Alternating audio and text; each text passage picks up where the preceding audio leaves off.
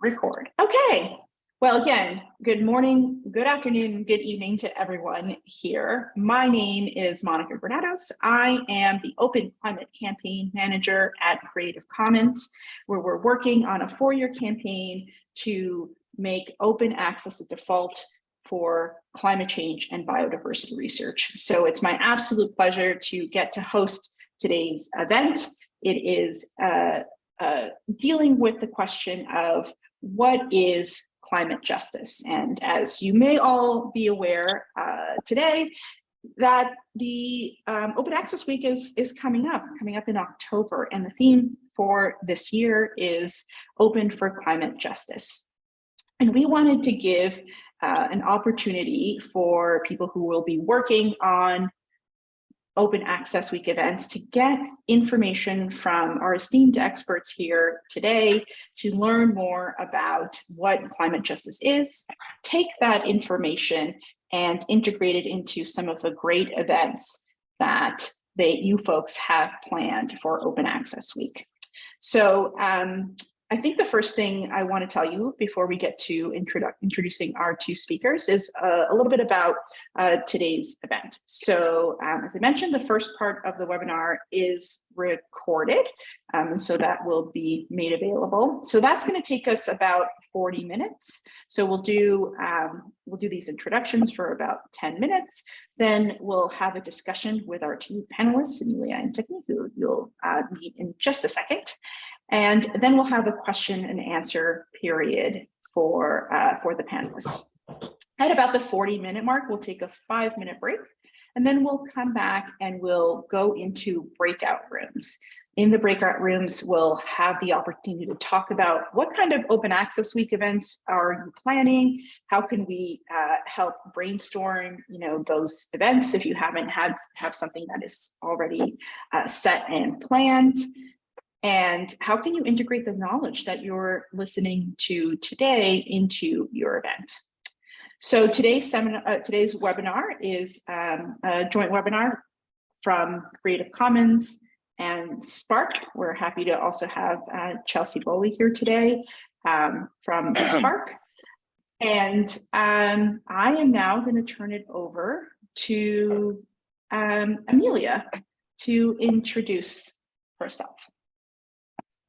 Yeah, hi everybody. I'm Amelia Williams. I'm with the Open Environmental Data Project. I'll tell you a little bit about me, and then maybe I'll talk a little bit about the Open Environmental Data Project. So I am based in Los Angeles by way of Boston, Seattle, and originally Kentucky. And so I have a background in environmental policy and conflict resolution, and was traditionally trained as an environmental scientist back in my undergrad days. So been thinking about environmental topics for a while now.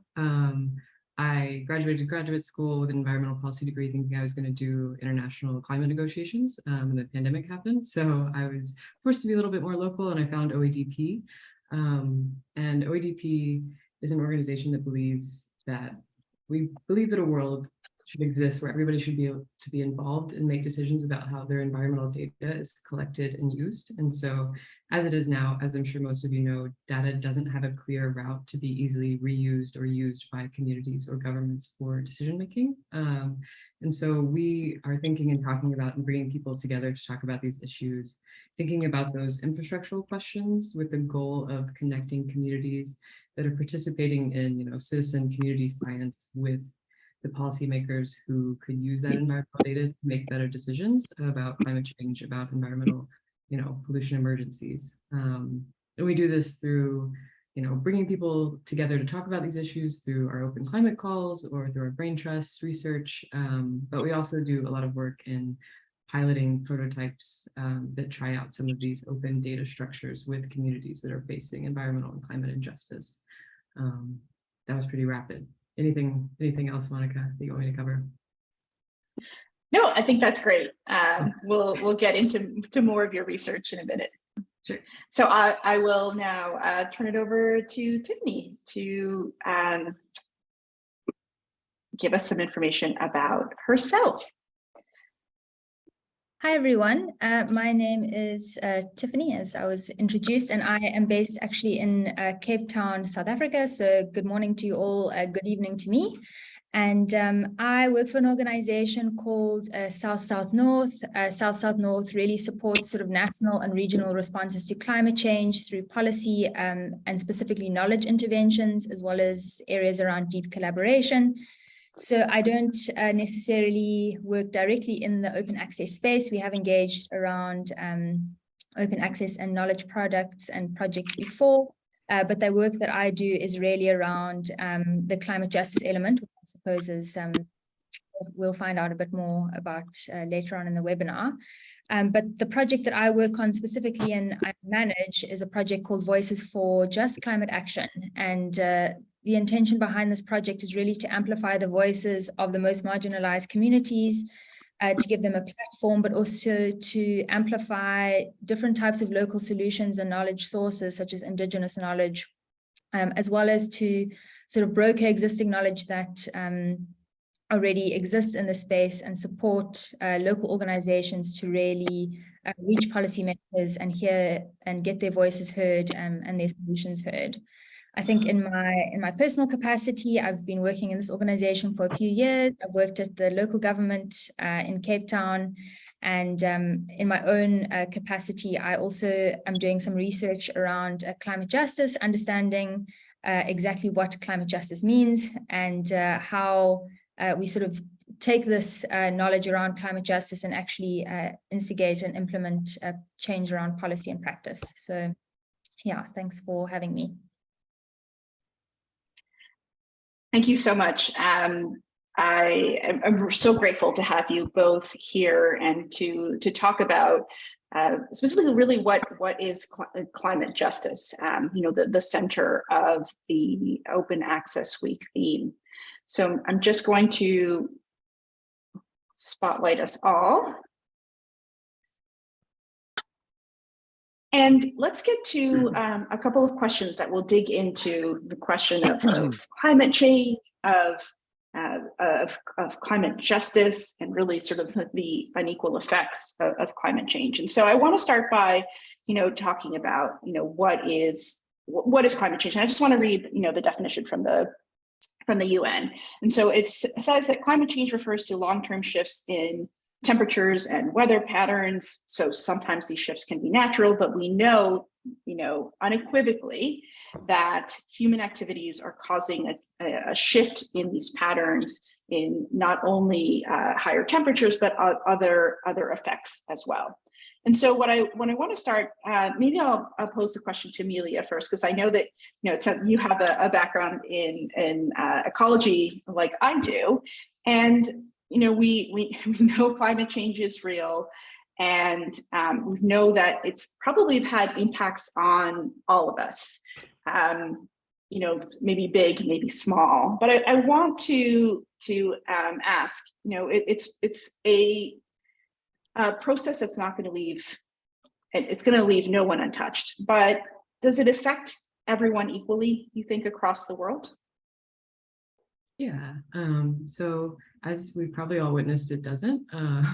So there's an acronym that I like to think about and that's used often in the climate justice space called MAPA, or Most Affected People and Areas. And it's a term that represents groups and territories that are disproportionately affected by climate change. And so this can include women, Indigenous communities, racial minorities, the LGBTQ group of people, young people, older people, poorer people, and also people living in the global south and nearer to those places where the weather extremes are going to be worse. And so there's a lot to unpack there, and it affects all these different kinds of people in different ways, but they're intersecting. And so that's kind of what we call intersectionality, and that's a huge part of the principle of climate justice. And so it's the ways in which these systems of inequality based on, you know, gender, race, ethnicity, all those other things I mentioned, just like kind of intersect to create unique dynamics that make climate change, you know, be different in different people's lives, right?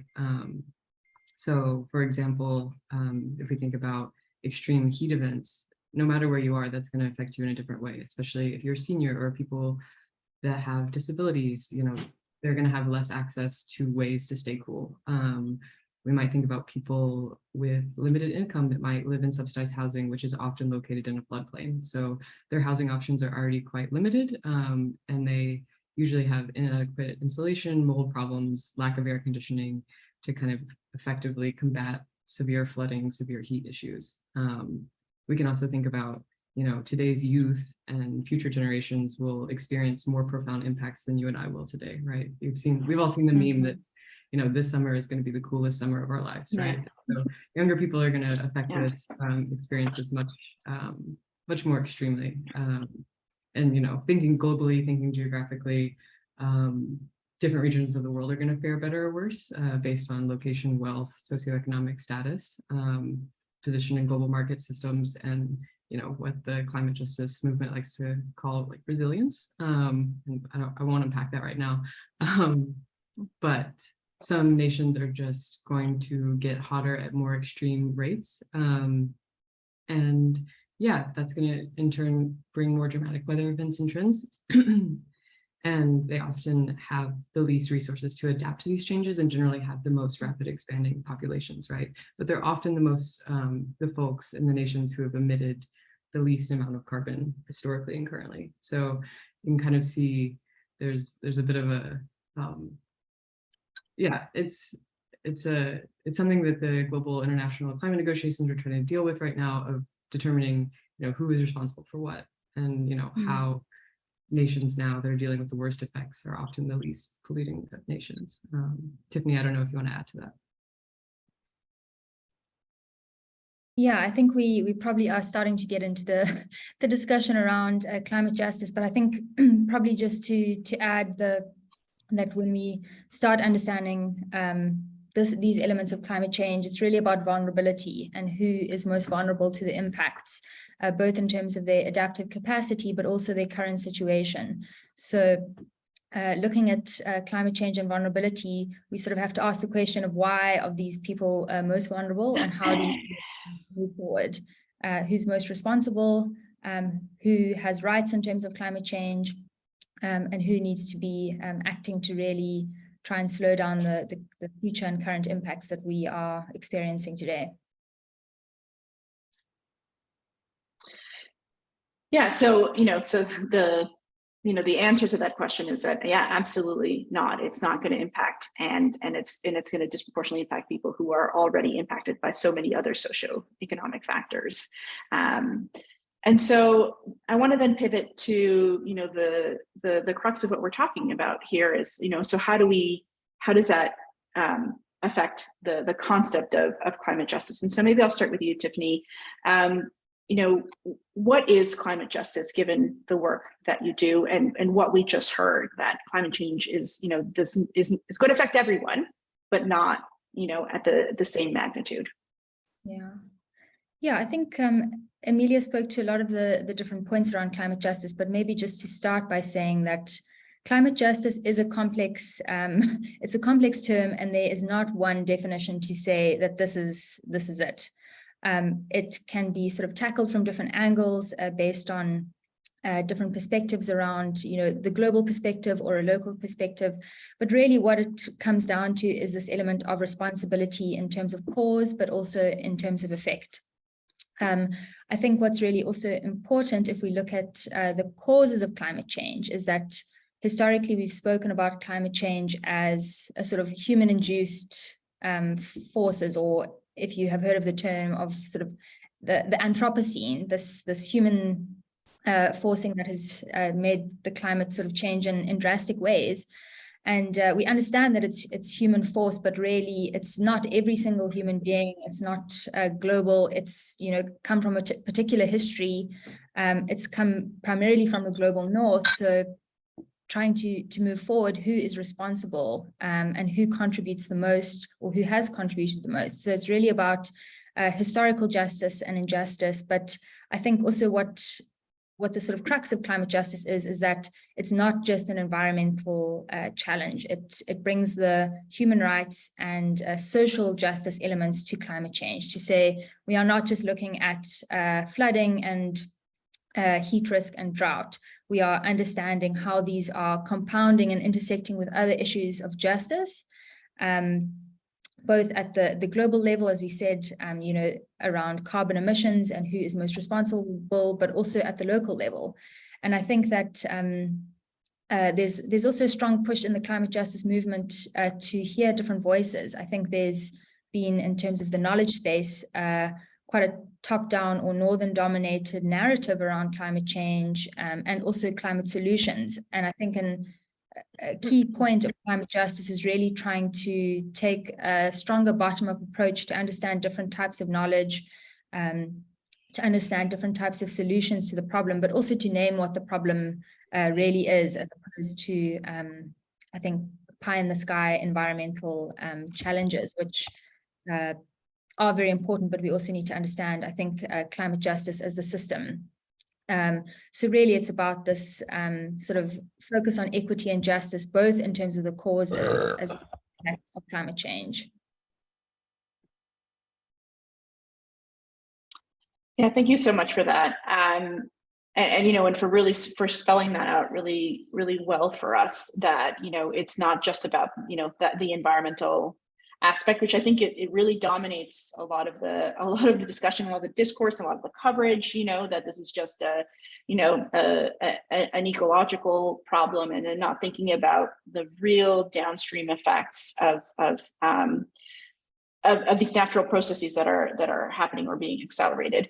Emile, I want to give you a chance to add to that. We've heard from Tiffany sort of like her perspective of how she's using or integrating climate justice and researching climate justice. Tell me a little bit about your work around climate justice. Yeah, I think Tiffany nailed it on the head, thinking about climate justice conceptually, and I want to hear more about her work. But I think that in the work at OADP, climate justice often shows up as something that we can examine and think about through the lens of community data. So OADP is committed to thinking about how community data can and information and knowledge can kind of think about and solve these issues. And so we're thinking about questions like, how can we make the flow of information in the community to decision maker pipeline a little smoother? And how can we co-create and assess and access data governance situations through the lens of climate justice, and kind of thinking about all the different forms of justice within climate justice that Tiffany was kind of talking about. So you have, we can think about distributive justice, procedural justice, recognitional justice. And so all of that kind of plays out at different levels when you're thinking about, the politics and policy of using community data to solve local problems. And so to give a concrete example, we recently published a series that was talking about the intersections of climate justice and environmental justice, which are two different things that maybe we can talk about later on, that I see a lot of people confusing as the same thing. The intersections of climate justice, environmental justice, and digital rights, and specifically what digital rights funders can do in the space to kind of promote, open solutions that serve climate justice communities.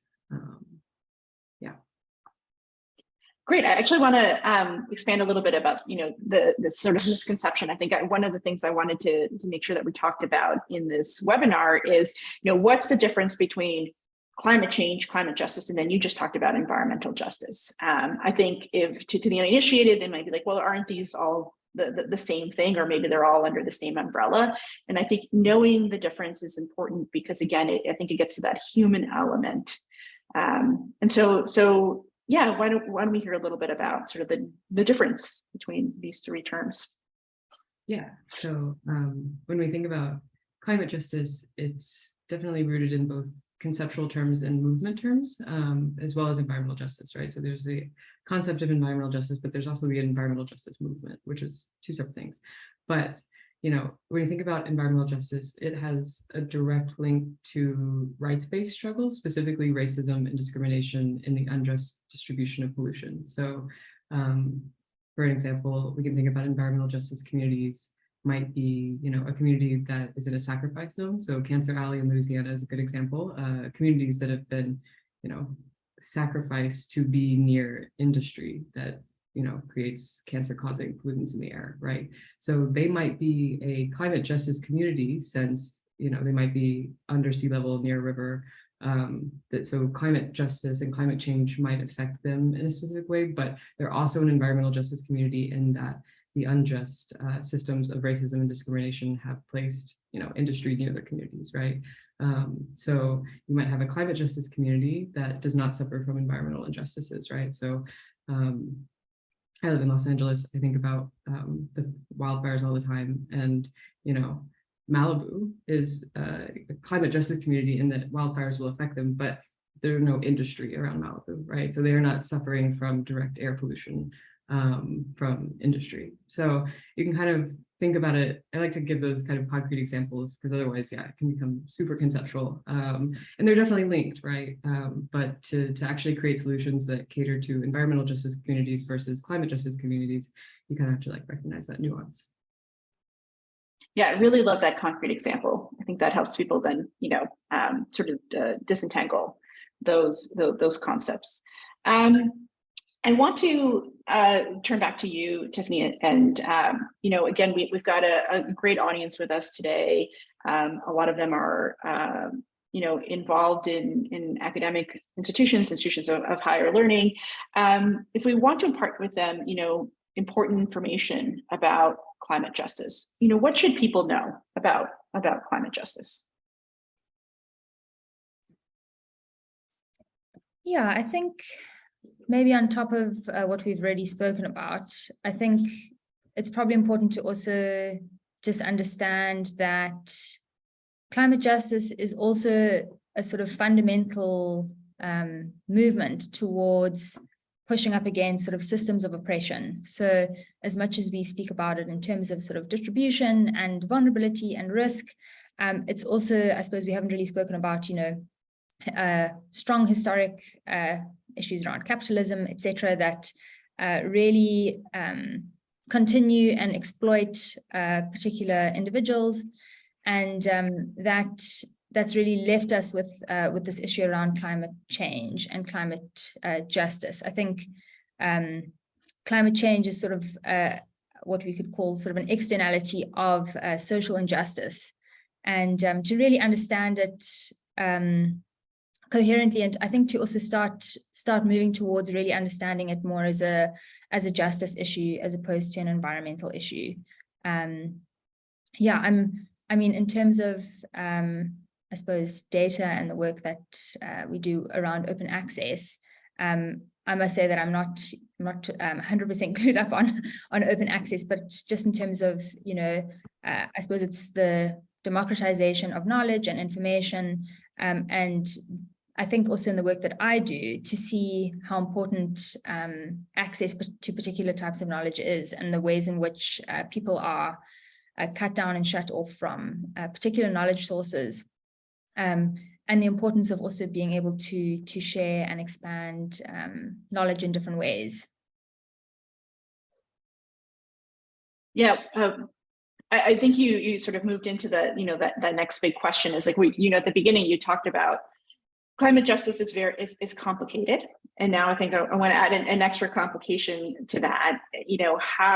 As I mentioned, we have a lot of people here who work on open access and open knowledge, and you just highlighted the importance of having access to that knowledge. I can imagine that many of these communities are also just unaware of the impacts that they're subjected to because of systems of oppression.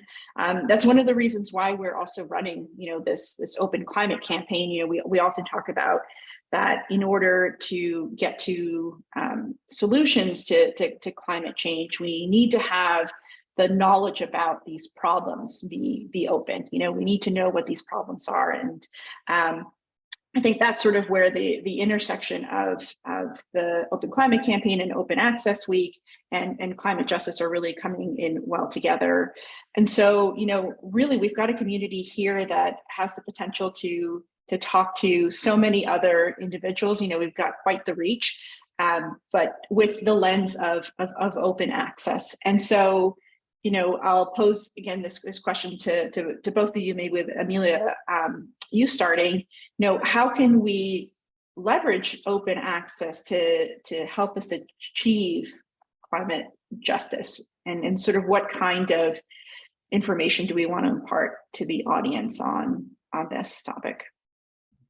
Yeah, I think this is a really exciting space, and I think that kind of the open movement with the values of, you know, community and action have the potential to really greatly contribute to climate research and activism. And, you know, climate activists and organizers should be in the fight for, you know, digital commons, right? We have shared values here, and that knowledge must be shared in order for humanity to survive and thrive, as I think probably all open folks think about, and that's essential to help fight climate change. There are a ton of spaces where open access could fit into the climate justice agenda. I like listed a bunch here in my notes. I won't go through all of them, but thinking about the open distribution of knowledge, data, and tools can start to address internal power imbalances in our communities. So when we center climate action around those who carry the burden of environmental and climate justice on a big and small scale, we are able to see applications for open technologies and methodologies. And this is so much of my work at the Open Environmental Data Project. But we also need to involve more academics, more research librarians, more researchers. They're at the forefront of really discussing open access and kind of thinking about basic science and climate change, right? So the open movement can be really instrumental in finding ways of translating those research outcomes and data into actionable projects, right? At like the local level, at the, you know, mid-governance level, at the international level. I mean, at Open Climate, we've been thinking about the right to repair movement and how that should be entered into this conversation. So, you know, less production and consumption of devices has to go hand in hand with the transition to renewable energy, which is fighting climate change. And so that's an interesting space. There are several specific organizations and initiatives that I can drop in the chat that we've talked to through the Open Climate calls. There's, you know, the need for knowledge brokering, and there's organizations that do this work. One I'm thinking of specifically is called the Climate and Development Knowledge Network. Tiffany might know about this, thinking about North-South relations. And they've pointed out several gaps to be addressed in future work, thinking about climate knowledge brokerage.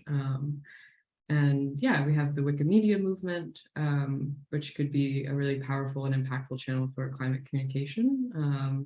And then lastly, I think that there's a lot of work to be done with open education resources. So as we all know, education, powerful channel for increasing awareness about climate and sustainability issues. And there are a couple of education projects that we know that are working on kind of the sustainability and open projects hand in hand. But I'll stop, let Tiffany go. This is great. Yeah, please feel free to drop those resources in chat, and also more information about the Open Environmental Data Project as well. Before I turn it back over to you, Tiffany, where you could maybe expand a little bit on what Amelia just said. Just want to remind everyone that we're going to be moving over to a question and answer session. So if you have any questions, you can drop them in the chat and we'll take them in sequential order, or you can raise your hand using the raise hand function under reactions at the bottom of your Zoom screen. It's a great opportunity to ask questions from two experts here on the topic of this year's Open Access Week.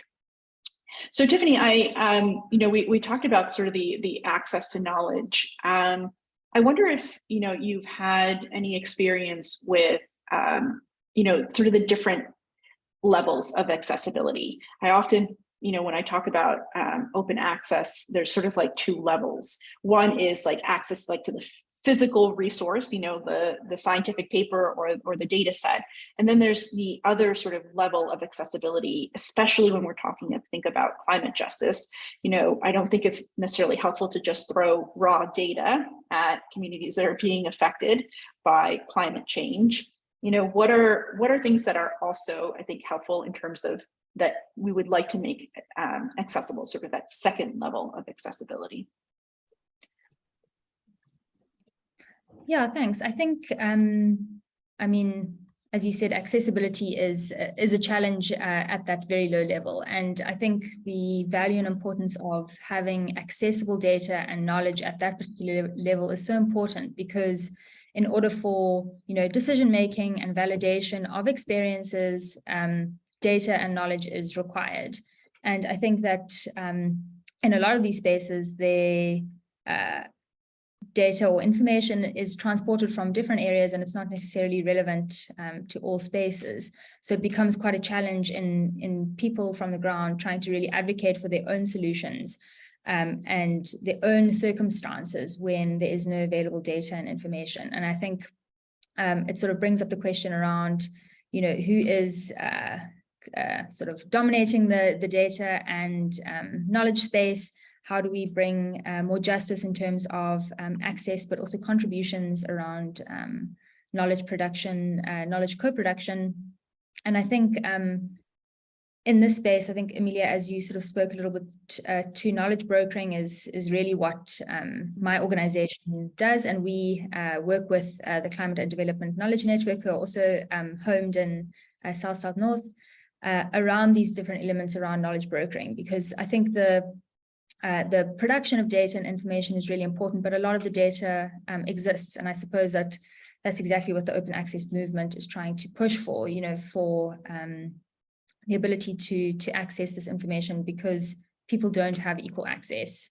And the ways in which that information can actually be used is really important. And I think a real challenge is also being able to identify what information is available, because in many cases, I think, especially working in the development space, we sort of tend to overdo things and 5 people may have done research on the same thing and no one knew that because no one had access to that particular information. So really trying to streamline that and find ways in which we can really open up that space.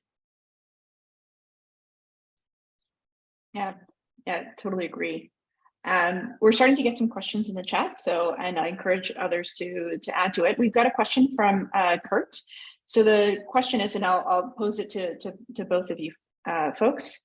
How should the open community work with and accommodate Indigenous knowledge that doesn't necessarily want to be shared widely and given away?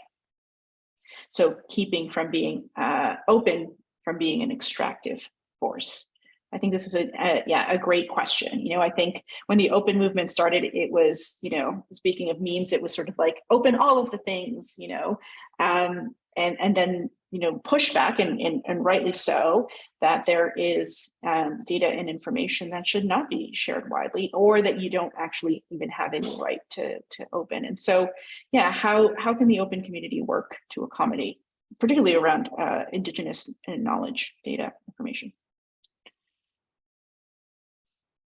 I think that there are a ton of resources out there about Indigenous data sovereignty, and we have FAIR principles, but we also have CARE principles. I don't know how familiar everybody is with the principles of collective benefit, authority to control, responsibility, and ethics. And really, if we're thinking about data, that open's not specifically open data, but really trying to be deliberate about thinking about FAIR in marriage with care.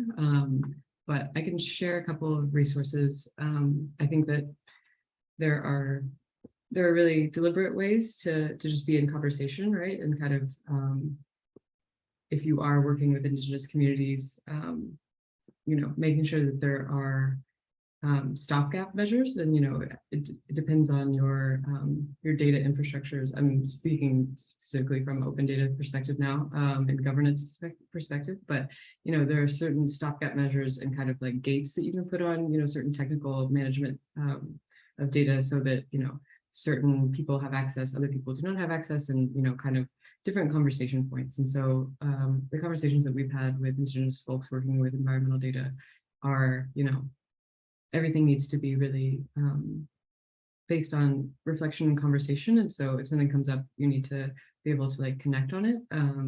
I would point everybody to the work of Lydia Jennings. I can post her website in the chat, and she has a great page on all kinds of data science resources related to data science, but also Indigenous data ethics. Yeah, Tiffany, I'm interested in your perspective from the South African point of view.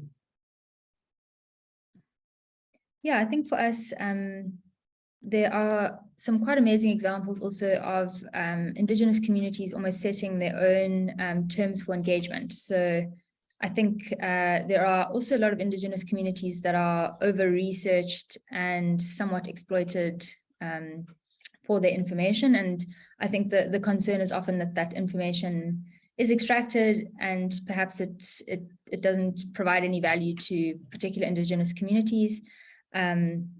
So yeah, we do have, specifically in South Africa, in a lot of our communities, great work where, yeah, people of Indigenous communities actually sort of have terms of engagement. So as soon as you start sort of engaging around particular issues, they say these are our terms, and you sign onto their terms, as opposed to coming with all your plans and hopes and dreams. So it's I suppose understanding that Indigenous communities are most definitely sovereign in their own ways, but we've lost a lot of our sort of very Indigenous communities in South Africa, at least. Yeah, thank you for both of your perspective and the regional perspective as well. I'm going to see if there's any more questions. You can put them in the chat, or you could raise your hand, and I'll call on you to see if you have any questions. Any last questions from the audience? Okay, so maybe what I'll do, see if any pop up, but I will yield the floor back to Amelia and then to Tiffany if you want any sort of closing remarks. After these closing remarks, we will take a 5-minute break, and then we'll come back to the Zoom room, and we will break out into breakout rooms. And at the top of that section, I will talk about the instructions for the breakout rooms.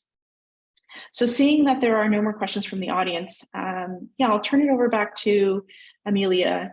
Any sort of last minute words or closing remarks that you'd like to give to this audience who will be taking this information and putting it into the work that they're going to be doing for Open Access Week?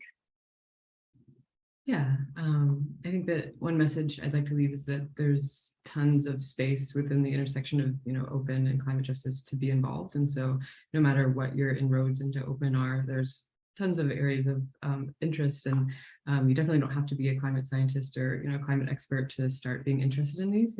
Everybody's a climate activist these days, and we've all become one throughout the journey of our lives. But if you want to know more about the intersections between climate justice and the open movement, I think that a really easy way is through our open climate calls. Monica presented just yesterday with the group, and I think that we have a new season coming up, but all of our seasons are archived with notes, and I can pop that link in the chat. But that's a really great way to kind of get your feet wet and understanding a lot of the cool intersections between the two movements.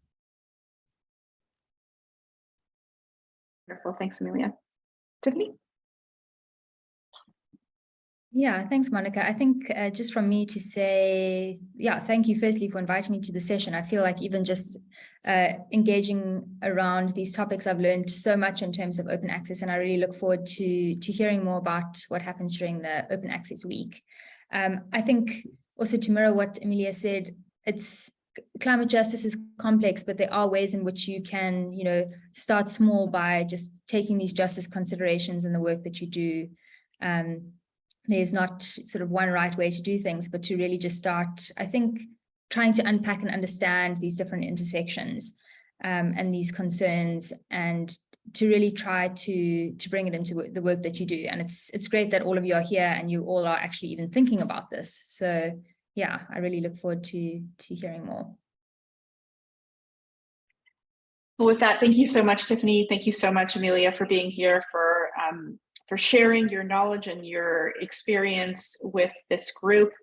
We've popped in the chat a couple of helpful links that you can use for Open Access Week, also just to learn more about the work that Amelia and Tiffany are doing.